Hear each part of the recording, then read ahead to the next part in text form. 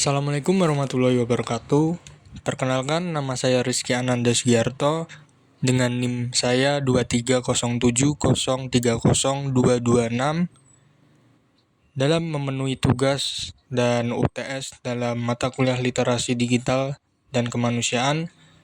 Saya membuat artikel dengan judul Senjata Melawan Hoax dan Disinformasi. Teman-teman semuanya mungkin pernah menerima pesan di WhatsApp soal berita mengejutkan. Misalnya, bawang putih bisa menyembuhkan COVID. Nah, hati-hati teman-teman. Itu bisa menjadi hoax. Nah, kenapa? Nah, di video kali ini kita akan membahas gimana cara mengenali dan melawan hoax dengan senjata paling ampuh, yaitu literasi digital. Kita mulai di bagian pertama. Apa itu hoax dan disinformasi? Hoax adalah informasi palsu yang sengaja dibuat dan disebarkan. Tujuannya bisa untuk menyesatkan, memecah belah, bahkan cari untung. Sementara disinformasi adalah informasi salah yang sengaja disebar, dan misinformasi adalah informasi salah yang dibagikan tanpa sadar. Nah, mungkin teman-teman pernah ya membagikan informasi, tapi teman-teman tidak mengetahui apakah informasi tersebut benar atau salah. Nah, tapi yang pasti ketiganya sangat berbahaya, bisa bikin orang panik, benci satu sama lain, bahkan kerugian. Kemudian masuk ke bagian kedua, kenapa hoax mudah menyebar? Kenapa sih hoax bisa menyebar dengan cepat? Pertama, karena algoritma media sosial cuman ngasih konten yang kita suka doang. Jadi kita kayak dikurung di gelembung informasi.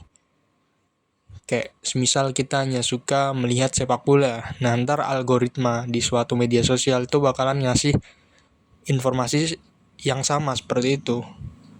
Atau dalam hal politik misalnya, kita suka informasi yang pro pemerintah, maka kita akan mendapatkan sudut pandang dari pro pemerintah terus. Kita tidak melihat sudut pandang lainnya atau antitesis atau jawaban lainnya, sehingga kita akan menjadi lebih tendensius. Hoax biasanya bikin emosi, seperti yang teman-teman tahu, hoax memicu rasa marah, takut, kaget, dan lain-lain. Makanya banyak orang langsung share tanpa pikir panjang ketika mereka melihat berita yang menyenggol emosi mereka. Ketiga, karena sekarang semua serba instan, tinggal klik, langsung sebar, kayak gitu. Selanjutnya ke bagian ketiga. Cara praktis melawan hoax. Nah, tenang. Ada cara gampang buat melawan hoax. Pertama, kita cek sumbernya. Jangan asal percaya. Lihat dulu situsnya kredibel atau enggak. Kalau namanya aneh atau mirip-mirip media besar, curigai dulu nih. Kemudian, lateral reading. Buka tab baru, cari berita serupa dari sumber lain. Kalau cuma muncul di satu tempat, bisa jadi bohong. Kemudian, reverse image search. Cek gambar mencurigakan lewat Google Images. Bisa jadi itu foto lama yang dipakai ulang. Dan yang keempat, gunakan situs cek fakta kayak Turnback Hoax ID, cekfakta.com, Mavindo, dan lain sebagainya. Di sana banyak hoax yang sudah diklarifikasi. Kemudian yang kelima, berpikir kritis belum share. Tanyakan ke diri sendiri, lakukan analisis, dan cari buktinya.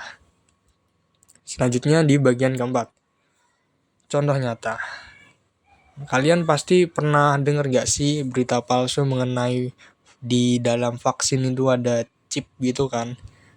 Emang terdengar konyol kan? Cuman banyak teman-teman atau masyarakat yang percaya terkait berita tersebut, dikarenakan ada berita-berita yang diedit-edit, dipotong-potong sedemikian rupa sehingga masyarakat terbawa arus oleh berita palsu tersebut. Nah, cara edukasi yang tepat seharusnya dimiliki peran oleh berbagai pihak, mulai dari pemerintah, kemudian pihak-pihak masyarakat yang terinformasi dengan baik, dan lain sebagainya. Kemudian di bagian penutup, hoax bisa bikin rusak banyak hal, kesehatan, hubungan sosial, bahkan masa depan. Tapi kamu bisa jadi bagian dari solusinya. Yuk, mulai dari sekarang jadi pengguna digital yang cerdas, kritis, dan bertanggung jawab. Oke, itu aja sekian dari saya. Wassalamualaikum warahmatullahi wabarakatuh.